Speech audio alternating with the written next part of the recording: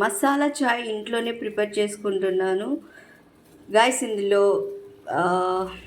Pepper and ginger, ఇలాయచీ and లవంగా, కొంచెం చెక్క ఇవన్నీ వేసేసి బాగా కచ్చపచ్చ దంచేసి మంచి డికాషన్ పొడి వేసి టీ పొడి ఇవన్నీ వేసి షుగర్ వేసి బాగా మరిగిస్తున్నాను.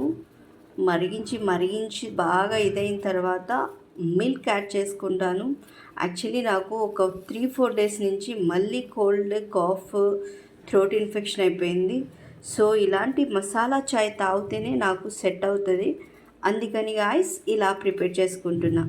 మీకు నచ్చితే మీరు ఈ విధంగా ట్రై చేయండి. అలాగే నచ్చితే లైక్, షేర్, సబ్స్క్రైబ్ చేసుకోండి గాయస్.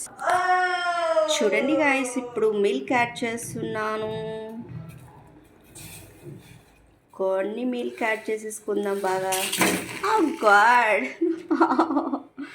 వీడియో చేయటానికి ఇవన్నీ తిప్పులు పడాలి గాయస్.